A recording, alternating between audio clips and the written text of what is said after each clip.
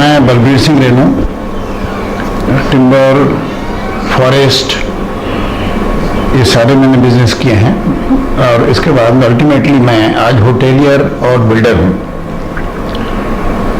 शुरू से मैं जुड़ा रहा कांग्रेस के साथ। 1937 में मेरे पिताजी नागपुर आए हमें लेकर। उस टाइम से मैं नागपुर में हूँ, मेरा एजुकेशन सब कुछ नागपुर में ही हुआ है और शुरू से मैं कांग्रेस से जुड़ा रहा। मैं 1994 में मैं दिल्ली मेमोरियल चैरिटेबल हॉस्पिटल का अध्यक्ष चुना गया।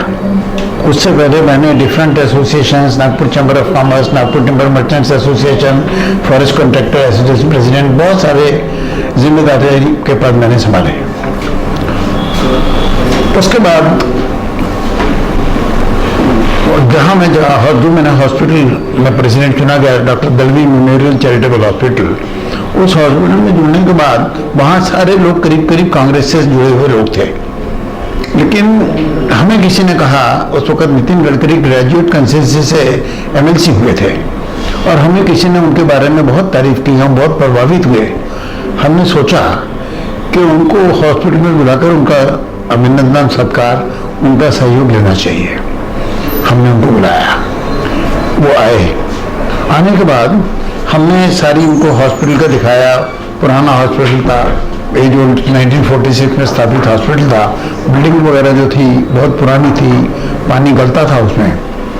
तो और दूसरा एक उसमें सबसे हमारी तकलीफ की बात ये थी कि मेरे प्रेसिडेंट पद ग्रहण करने के पहले दो बॉडी थी, उनका मैं नाम लेना मुनासिब नहीं समझता, लेकिन उन लोगों ने बहुत कुछ लाइबिलिटीज हॉस्पिटल के ऊपर में छोड़ गई थी, जिसमें एक मेन लाइबिलिटी थी सेंसस की। उन्होंने हॉस्पिटल को बेच बना के कुछ ऐसे उत्पादन शुरू किए जिसकी वजह से हॉस्पिटल के होने की वजह से उनको उसका बेनिफिट मिलता था।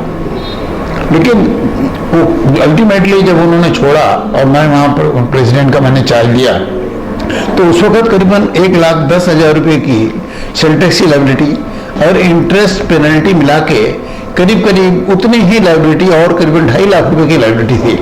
तो हमने उनसे, नितिन जी से कहा कि भाई ऐसी ऐसी बात है, आप अभी आए हैं तो आप हमको इतना सहयोग दीजिए कि ये हमारे ऊपर जो लाइबिलिटी है पुरानी, वैसे ही हॉस्पिटल जो है वो हैंड टू माउथ चल रहा था, तो ये लाइबिलिटी हमारी कम से कम ये निकल जाए। तो उन्होंने हमको कहा कि रेणु जी आप बेफिक्र रहिए, ये मैं आपकी वेव करवा दूंगा। उसके बाद वो पीडब्ल्यूडी मिनिस्टर हो गए। पीडब्ल्यूडी मिनिस्टर होने के बाद ये पोजीशन थी कि हम जब भी उनके पास जाते हैं, हम जाके उनको भी देखिए क्या है, जब तक काम होता नहीं, हमको किसी ने वादा किया है, एक बिजनेसमैन जो है वो उस टाइम तक उसका पीछा नहीं छोड़ता, तो हम उनके पीछे जाना, उनको मिलना। और एक बहुत अच्छी बात जो हमको, हमारा जो अनुभव आया एक ऐसे व्यक्ति के बारे में, उन्होंने जब भी हम उनको मिलने जाते थे तो हमारे बोलने से पहले वो खुद ही बोलते थे, रेणु जी आपका काम मेरे को याद है, आप बेफिक्र रहो, आपका काम हो जाएगा। और उसके बाद मुझे ये बताते हुए बहुत हर्ष होता है, क्योंकि हॉस्पिटल की प्रॉपर्टी होने के बावजूद, कम से कम 80,000 फुट जगह होने के बावजूद, ये हमारी इंटरेस्ट और पेनल्टी, हमको ये था कि जहाँ तक सवाल है इंटरेस्ट पेनल्टी वेव हो जाएगी, लेकिन जो प्रिंसिपल अमाउंट है ये वेव होना जरा कठिनाई इसमें होती है।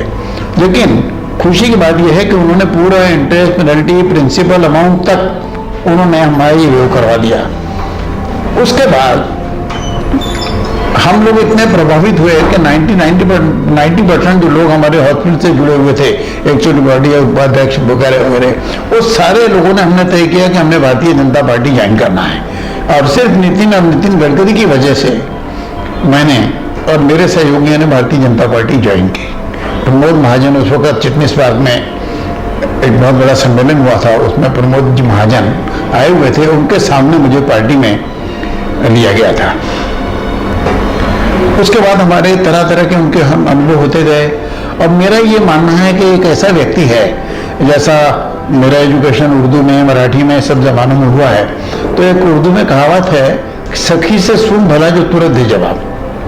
तो ये इनके ऊपर में एकदम अक्षरशः ये प्रवर्ब जो है ये फिट बैठता है, क्योंकि मेरा ये अनुभव है कि ये देखते हैं कि कोई व्यक्ति काम अगर होने के लायक है तो वो तुरंत उसका काम करते हैं। फोन लेंगे, बोलेंगे सुधीर जानना फोन लाओ, या ना फोन लाओ, और काम उनको लगता है कि न्याय संगत नहीं है, ये गलत इनकी डिमांड है, तो तुरंत उनको कहते थे हे काम होना शक्य नहीं, तू अच्छा करता, फालतू प्रयत्न करो लोगों। तो इस तरह का एक मैंने ऐसा व्यक्तित्व देखा। उसके बाद मेरा ये अनुभव है कि उनके यहाँ कई बार मेरे जब ऐसा पार्टी के साथ में जुड़ते चले गए, निकटता बढ़ती चली गई, मेरा उनसे आग्रह कि भाई पार्टी के लिए मुझे भी करने की जो इच्छा थी, तो उनके आग्रह के ऊपर मैं लाल कृष्ण जी अडवाणी, गोपीनाथ जी मुंडे, सारे महाराष्ट्र के आमदार ये नागपुर आए, अपना नागपुर आए, और जब भी नागपुर आए मेरे घर पर उनका आना हुआ, तो ये नितिन गडकरी की वजह से ये पॉसिबल हुआ। दूसरी चीज मैं आपको बताना चाहूंगा, अब ये पार्लियामेंट के इलेक्शन है, पार्लियामेंट के इलेक्शन में मेरा ऐसा मानना है कि नितिन गडकरी, कोई ऐसी शंका है ही नहीं किसी बात की कि वो चुन के नहीं आएंगे, क्योंकि उनकी जो विचारधारा है, उनकी विचारधारा से इतने लोग प्रभावित हैं। मैं एक नाम लेना चाहूंगा, सुभाष गोतमारे का, कट्टर कांग्रेसी है वो, मेरे साथ उपाध्यक्ष करके वो काम कर रहे हैं हॉस्पिटल में। उनका भी कहना यह है कि नितिन जी इलेक्शन लड़ेंगे तो मैं उनके लिए काम भी करूंगा और वोट भी उनको दूंगा, ऐसी उनकी एक रेपुटेशन है समाज के अंदर, और उनसे बहुत सारी अपेक्षाएं हैं। अब ये देखिए, यहाँ पर जैसे होगा तो पीडब्ल्यूडी मिनिस्टर ने नागपुर में बहुत सारे सीमेंट रोड्स का उन्होंने निर्माण किया। सीमेंट रोड्स के बाद में नागपुर का तो छोड़िए, मुंबई के अंदर में 35 से 40 उन्होंने जो उड़ान पुल बनाए एक साल के अंदर, ये किसी व्यक्ति विशेष की ही कोई प्रतिभाशाली व्यक्ति ही ये सब कुछ कर सकता था। दूसरा, आरसी सिन्हा जो यहाँ के अंदर में वाइस प्रेसिडेंट करके नागपुर में आए थे, उनका ये कहना था, उनके साथ में मेरे कभी कभी विचार वार्ता हुई, तो उनका कहना था कि मुंबई पुणे एक्सप्रेस हाईवे जो बना वो सिर्फ नितिन गडकरी की वजह से ही बना, ये अगर रहते तो ये बनने में कोई शंका नहीं होती, बनना मुश्किल था, लेकिन इनके वजह से ही ये बना। दूसरी एक चीज मैं इनके बारे में और ये कहना चाहूंगा कि अब नागपुर का ले लीजिए आप, राम झूला कम से कम 7 साल से काम चालू है, और अभी 2-4 साल, कितने साल लगेंगे उसको कंप्लीट होने को, आधा ही कंप्लीट होने को लगेगा ऐसा लगता है।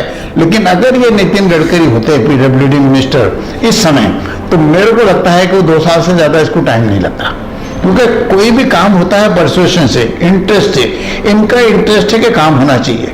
मैं आपको बताता हूं कि छोटी सी एक बात, उन्होंने एक स्लोगन, एक नेम प्लेट उन्होंने प्लेट जैसी अपने टेबल पे लिख के रखी हुई है, हो सकता है बहुत सारे लोगों ने अनुभव किया हो, देखा हो, उसमें लिखा हुआ था I like the people who get the work done.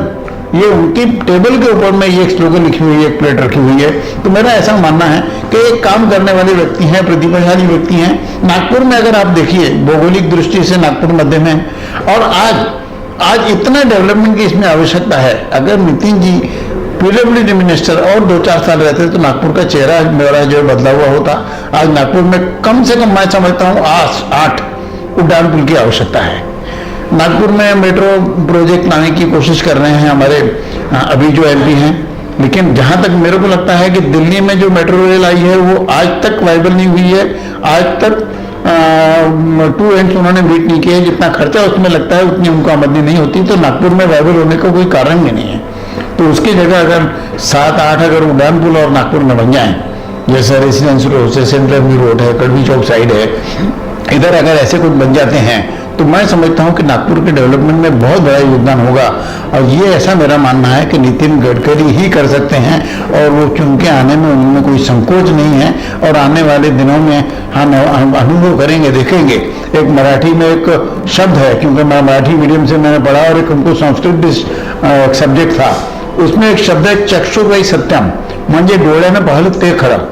तो मैं समझता हूं कि नागपुर वासियों को आगे आने वाले दिनों में ये उनके जो अनुभव, उनके जो काम जो आएंगे करके, वो उनको देखने के मिलेंगे और देश से लोग उनको चाहेंगे। धन्यवाद। जहां तक हमारे सिख समाज का सवाल है, आज पूरे देश का करीबन 2.1% के करीब सिख समाज है। 2 करोड़ 10 लाख रुपए, 2 करोड़ 10 लाख के करीब हमारी जनसंख्या है। और जहाँ तक सवाल है, आपको सबको जानकारी है 1984